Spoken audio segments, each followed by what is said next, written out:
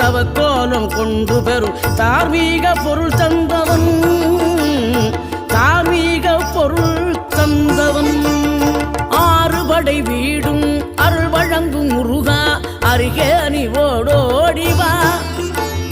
மூவிரண்டு முகம் ஜொலிக்க 6 கரங்களுடன் ஆதரவு தரவோடிவா.